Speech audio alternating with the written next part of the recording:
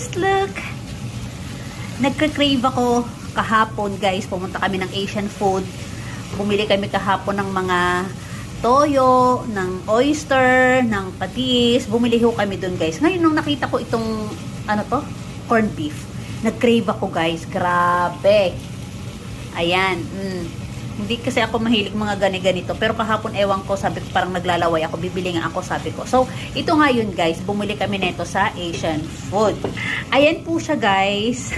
340 grams siya na corned beef, Argentina.